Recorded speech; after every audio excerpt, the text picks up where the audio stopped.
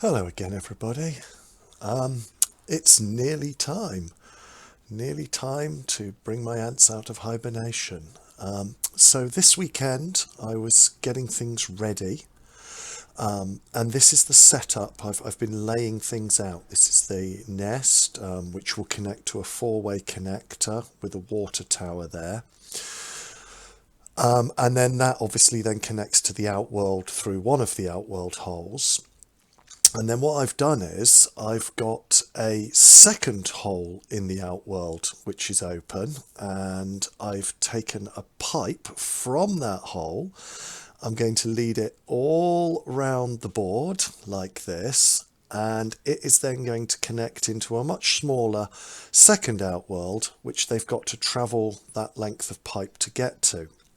And my plan is to feed them their sugar in that smaller outworld. So, yep, today I was just laying everything out on the board, making sure it all fitted. And their old nest, the nest they're currently in, will connect up to this hole here on the side while I try to get them to move out. And then if they do, I will block that off, and this will be the setup for next year. I've also watered the nest. It's important that if get your nests watered, overwater them slightly, and then leave them for about a week before you put the ants in. It just gives you an idea about how much water they'll take and how fast they dry out.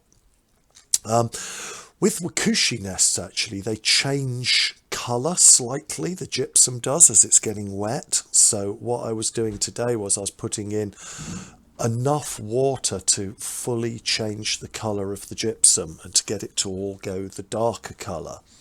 And you'll see here on some of these shots, I'm sort of looking up the sides of the gypsum where it hasn't quite soaked the full height of it yet. So I keep adding more and more water until I've got it all to change colour. So now I know that all of the stone is fully absorbed with water. And yeah, they're not moving in till next week. They're staying in hibernation for one more week. So it'll just dry back a little bit in that time and be ready for them by next week. And here at the end, you can see both halves of the nest are now that slightly darker, sort of almost yellow colour to them, because they're both fully moistured, fully hydrated, and yeah, we'll let them dry back a little bit over the next week. So that's ready for the ants to move in. Then, of course, I had to prepare my outworlds. So I use PTFE, which brand name Fluon, to paint around the top of the outworlds to stop the ants climbing up to the lid.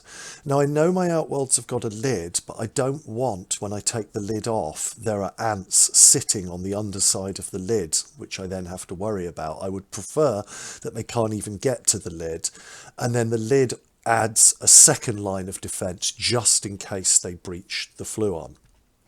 So yeah, Fluon, it's by far the best anti-climb solution available to you. There are other options. People use Vaseline or talcum powder with rubbing alcohol, or oil, sometimes olive oil, but all of these solutions are far messier and far more difficult to apply, have a tendency to run. Fluon is just the best stuff. It's so easy to apply. I think the reason that people are perhaps a bit reluctant is that they perceive it as being expensive. A tiny little bottle like I've got here would typically cost maybe £5 to £6. But this is the same bottle I've had since the start of my ant keeping journey, and I've hardly used any at all. So it really does last for ages.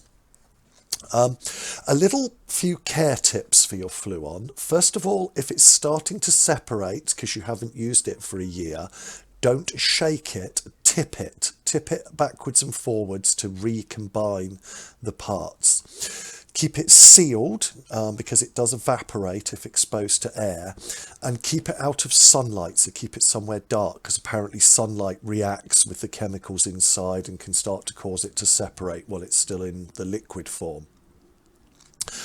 And then all you do is you just paint the top couple of centimeters of your outworld. Make your brush strokes horizontal so that if there is a gap between the bristles of the brush, the gap runs horizontal rather than vertically, because you don't want a gap, obviously, that they could go up. Pay particular attention to the corners. They love to use corners to try and climb. So make sure you get right into the corners and make sure they're properly fluoned. And this is why some ant manufacturers you'll see sell oval or circular outworlds, is so that you don't have this problem. You don't have to make it particularly thick, just sort of one brush coat will be sufficient.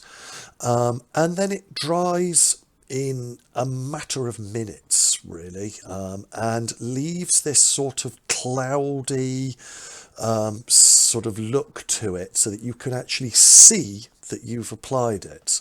Now, obviously, as well, I get the underside, the overhanging lip, because like I said, they will test your Fluon barrier, Lasius niger. They're not very good at crossing Fluon, but they are good at constantly trying to cross it over and over and over again, until potentially they can wear a path through it by testing it constantly. So do keep an eye on it over the year.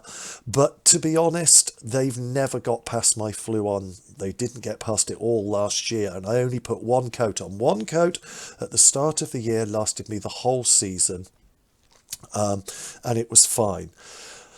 Right, so that's me ready to go. Obviously, I've got to decorate the outworld yet, but I thought right at the end I would just show you this. This is another little thing that I'm going to do. I'm going to make life as hard as I can for them. I mean, it's not hard. I'm not starving my ants or anything, but I'm making them have to explore and investigate to find food. So I'm going to use, as I said, the small outworld down the length of pipe. And also I've got this bottle top hanging from this twig here, which I'm going to put food on as well. Make them have to climb up and down the string to get to that. And I'm going to decorate the rest of the outworlds. There'll be stones and twigs and all sorts going in there. I just haven't got round to that just yet. Thank you for watching, everybody, and see you in a week's time for them coming out of hibernation. Goodbye.